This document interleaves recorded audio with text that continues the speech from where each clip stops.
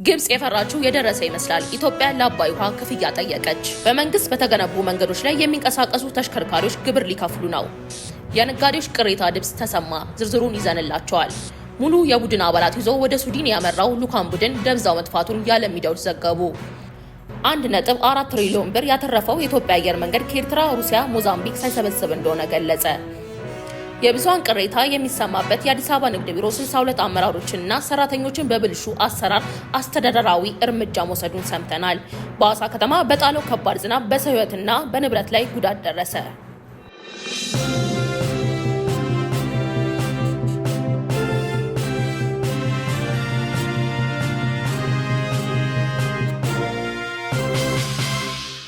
ሰላም ጤና ይስጥልኝ። የተከበራችሁ የመረጃ ሊንክ ቤተሰቦች እንደሚከተለው ዝርዝር ትንታኔውን የምናሰማችሁ ይሆናል። ግብጽ የአባይን ውሃ በነጻ እያለማች በመሆኗ ለኢትዮጵያ ክፍያ ልትፈጽም እንደሚገባ የውሃና ኢነርጂ ሚኒስቴር አስታወቀ። የውሃና ኢነርጂ ሚኒስቴር ዶክተር ኢንጂነር ሀብታሙ ኢታፋ ከፋና ብሮድካስቲንግ ኮርፖሬት ጋር ባደረጉት ልዩ ቆይታ የታችኛው የተፋሰሱ ሀገር የሆነችው ግብጽ የኢትዮጵያን የተፈጥሮ ሀብት ያለምንም ክፍያ በመጠቀም ሀገሯን እያለማች በመሆኗ ለኢትዮጵያ ተገቢውን ክፍያ ልትፈጽም እንደሚገባ ገልጸዋል። ሚኒስትሩ በቆይታቸው እንደጠቆሙት ኢትዮጵያ ከተፈጥሮ ሀብት እንክብካቤና ከውሃ ተፋሰስ ልማት ጋር በተያያዘ ከፍተኛ ወጪ በማውጣት በታችኞቹ የተፋሰሱ ሀገራት በተለይም በግብጽ ላይ የጎርፍ አደጋ እንዳይደርስና የውሃ ፍሰት ሳይቋረጥ እንዲቀጥል ከፍተኛ የክትትልና የእንክብካቤ ስራዎችን በኃላፊነት ስሜት እያከናወነች ትገኛለች። ሆኖም ግን ግብጽን የዚህን ግዙፍ የተፈጥሮ ሀብትና የኢትዮጵያ ድካም ውጤት ያለምንም የፋይናንስ ክፍያ አሁንም ድረስ በነጻ እየተጠቀመችበት ትገኛለች። ሚኒስትሩ አክለውም አገሪቱ የኢትዮጵያ ተፈጥሯዊ ሀብትና አገልግሎት በነጻ የመጠቀም አካሄዳቸውን በመግታት ለሚጠቀሙበት ውሃ ተገቢውን ፍትሃዊ ክፍያ ለኢትዮጵያ ሊፈጽሙ እንደሚገባ አስገንዝበዋል። ይህ ጥያቄ ኢትዮጵያ በተፋሰሱ ላይ ያላትን ፍትሃዊ የመጠቀም መብትና ከተፈጥሮ ሀብት አያያዝ ጋር ተያይዞ የምታወጣውን ወጪ መሰረት ያደረገ እንደሆነም ተመላክቷል። በመንግስት በተገነቡ መንገዶች ላይ በሚንቀሳቀሱ ተሽከርካሪዎች ላይ አዲስ ዓመታዊ ግብር ለመጣል የሚያስችል የፖሊሲ ፕሮፖዛል በሚኒስቴሮች ምክር ቤት ተዘጋጅቶ ለፌዴሬሽን ምክር ቤት መቅረቡ ተገለጸ። የምጣኔ ሀብት ባለሙያ አቶ ዋሲሁን በላይ ከፌሪ አየር መንገድ ኢትዮፌም ጋር ባደረጉት ገለጻ የተከታተሉት አዲስ የግብር አሰራር ዋና ነጥቦች ቀርበዋል። ግብሩ በተሽከርካሪዎች ባለቤቶች ላይ የሚጣል ሲሆን ተሽከርካሪዎች በመንግስት በተገነቡ መንገዶች ላይ ስለሚንቀሳቀሱ በየዓመቱ የሚከፈል ይሆናል። አሰራሩም ለመደበኛው የተሽከርካሪ ዓመታዊ የቴክኒክ ምርመራ ጋር ተያይዞ ሊመጣ የሚችል ግዴታ እንደሆነ ተጠቅሷል። የግብሩ መጠን እንደ ተሽከርካሪዎቹ አይነት እንደሚያመነጩት የጭስና ካርቦን መጠን ሊለያይ እንደሚችል ተገልጿል። ይህ ማለት ከፍተኛ ጭስ የሚያወጡ አሮጌ ተሽከርካሪዎች ላይ ከፍተኛ ግብር እንዲከፍሉ፣ አዳዲስና አካባቢን የማይበክሉ ተሽከርካሪዎች ደግሞ ዝቅተኛ ግብር እንዲከፍሉ ሊደረግ ይችላል። የአሰራር እንደ ኬንያ፣ ሩዋንዳና የተለያዩ የአውሮፓ ሀገራት የተለመደ ሲሆን መንግስት ለመንገድ ጥገና የሚሆን ተጨማሪ ገቢ እንዲያገኝ ያስችለዋል። ግብሩ በከተሞችና በክልሎች የሚሰበሰብ በመሆኑ የአካባቢ አስተዳደሮች የራሳቸውን የልማት በጀት እንዲያሳድጉ ትልቅ እድል የሚፈጥርና በፌዴራል መንግስት ላይ ያለውን የፋይናንስ ጫና የሚቀንስ ይሆናል። ዝርዝር ደንቦችና መመሪያዎች ወጥተውለት ወደ ተግባር ሲገባ አዲሱ የግብር አሰራር የኢኮኖሚው አስፈላጊ የገቢ ምንጭ እንደሚሆን የሚጠበቅ ሲሆን ከዚህ ግብር የሚገኘው ገቢ ከአጠቃላይ የሀገር ውስጥ ምርት ጂዲፒ 0.2 በመቶ ድርሻ ይኖራል ተብሎ ይገመታል።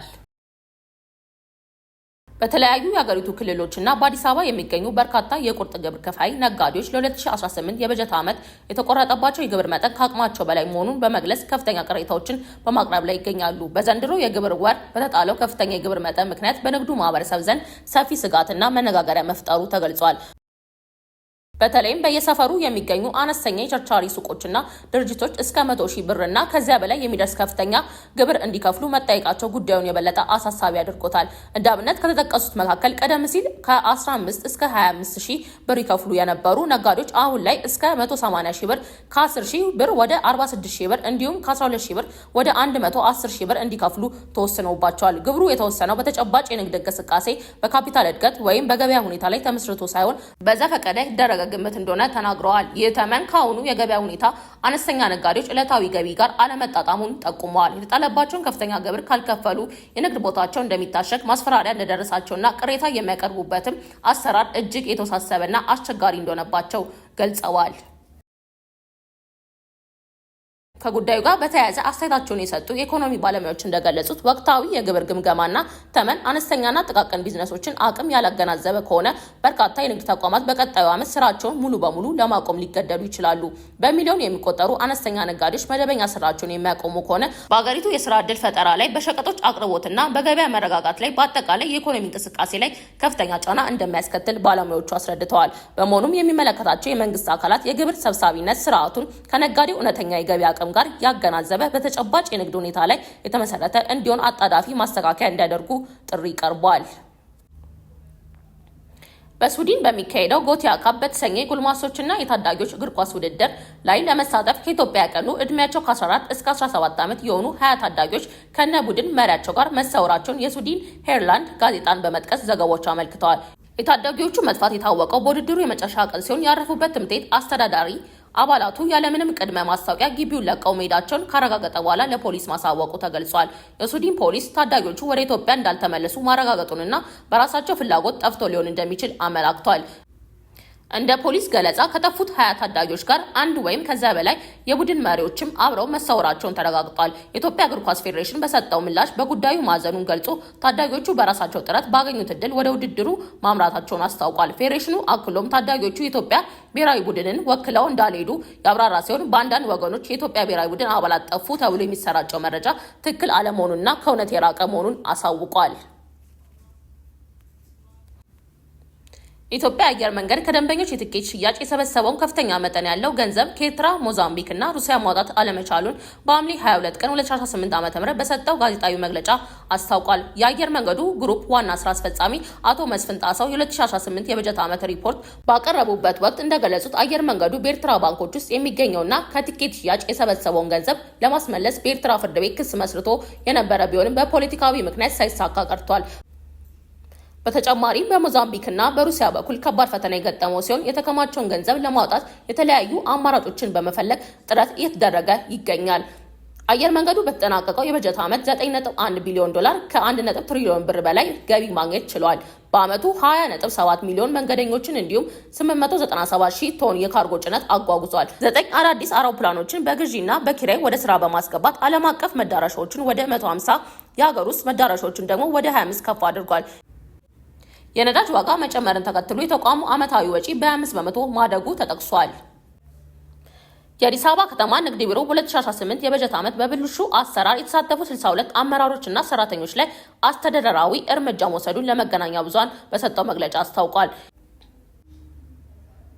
የቢሮው ኃላፊ ወይዘሮ ሀበብ ሲራጅ የሰጡት ማብራሪያ በከተማው የሚገኙ ነጋዴዎች ቁጥር 470 ሺህ መድረሱን የተገለጸ ሲሆን አገልግሎቱን ለማዘመንና ለማሻሻል በሚደረገው እንቅስቃሴ የቴክኖሎጂ እውቀት ያላቸው ባለሙያዎች ሲስተሙን ያለ አግባብ እንዳይጠቀሙበት በየጊዜው ኦዲት ይደረጋል። በተገኙ ጥፋቶች ላይም አስተዳደራዊ እርምጃዎች ተወስደዋል።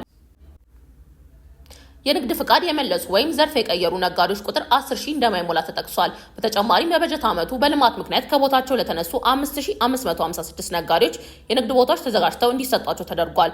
በህገወጥ ተግባር ላይ በመሳተፋቸው ምክንያት የተወረሱ 524 የንግድ ሱቆች በህጋዊ መንገድ ለሚሰሩ አካላት እንዲተላለፉ ተደርጓል። ባለፉት 5 ዓመታት 16 የንግድ ፍቃድና ምዝገባ አገልግሎቶች ወደ ዲጂታል ስርዓት በመቀየራቸው ቀደም ሲል ቀናትን ይወስድ የነበረው አገልግሎት አሁን ላይ ወደ 30 እስከ 40 ደቂቃ ዝቅ እንዲል ተደርጓል። ትላንትና ማምሻውን በሐዋሳ ከተማ በበረዶና በኃይለኛ ነፋስ ታጅቦ በጣለው ከባድ ዝናብ ምክንያት በሰው ህይወት በአካልና በንብረት ላይ ጉዳት መድረሱ ተገለጸ። በኃይለኛው ንፋስ ምክንያት ዛፎችና ኤሌክትሪክ ምሰሶዎች ተነቅለው በመውደቃቸው ያን ሰው ህይወት ሲያልፍ በ10 ሰዎች ላይ ደግሞ ቀላል የአካል ጉዳት መድረሱ ተረጋግጧል። በኤሌክትሪክ ምሰሶዎችና መስመሮች ላይ በተከሰተው አደጋ ምክንያት በከተማዋ ሰፊ አካባቢዎች የመብራት አገልግሎት ሙሉ በሙሉ ተቋርጦ ማደሩ ታውቋል። በቀጣዮቹ ቀናት ተመሳሳይ ኃይለኛ ንፋስ የታጀበ ዝናብና የጎርፍ አደጋ ሊከሰት እንደሚችል የጠቆመው የሐዋሳ ከተማ አስተዳደር ነዋሪዎች አስፈላጊውን ጥንቃቄ እንዲያደርጉና ከስጋት ቀጠናዎች እንዲርቁ አሳስበዋል። ለዕለቱ ያዝነላችሁ ዘገባዎች እነዚህ ነበሩ። በየዕለቱ ትኩስ ዜናዎች እንዲደርሷችሁ ቻናላችንን ሰብስክራይብ በማድረግ ቤተሰብ ይሁኑ። መልካም ጊዜ።